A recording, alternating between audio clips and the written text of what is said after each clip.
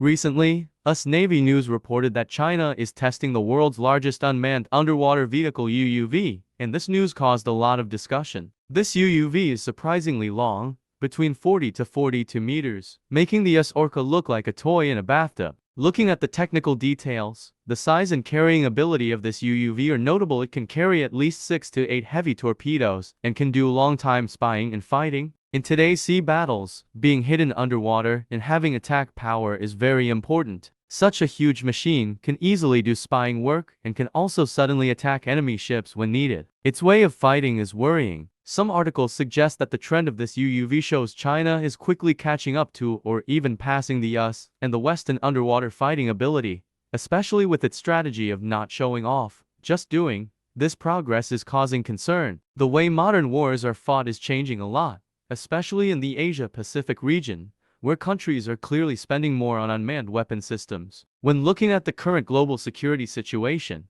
we must not forget that UUVs are not just weapons. They show a country's overall plan. As conflicts like the Israel-Palestine issue and the Russia-Ukraine war heat up, keeping control of the sea has become a shared goal for all countries. China's quick progress in this area clearly puts this big cigar-shaped UUV into its overall sea defense setup. Some people point out that the timing of these UUVs is perfect, as they can effectively challenge the US Navy's claimed nuclear submarine underwater advantage. This will clearly affect the US's strategic plans in the Asia-Pacific area in terms of world politics and might even force Washington to rethink how it keeps a military presence and gets involved. China's UUV technology in the South China Sea is not separate. It is closely linked to the overall plan of the Chinese Navy. In recent years, China has been improving its ability to stop others from entering or operating in an area anti-access area denial, a 2AD. This means it can quickly respond effectively to outside threats using advanced technology. This flexibility in tactics allows China not only to limit the sea activities of other countries, but also to start effective counterattacks at key moments. Looking at the UUVs like the Shu-100 and a JX-00 shown at the recent naval parade,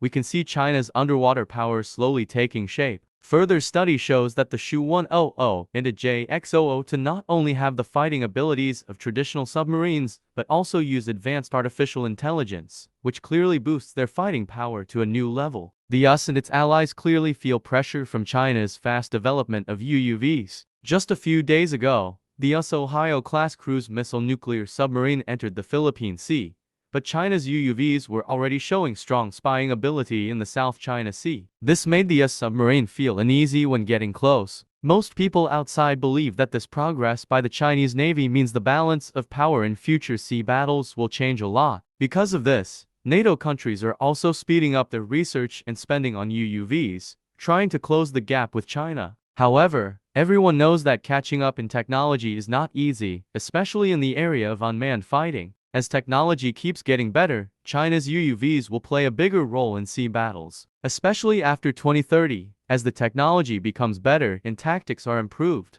the US's nuclear submarine advantage might slowly be lessened, and the situation on the sea will become more complex and varied. In this process, whether China's UUVs truly become the symbol of sea dominance is something every observer needs to think about. Recently, US Navy News reported that China is testing the world's largest unmanned underwater vehicle UUV, and this news caused a lot of discussion.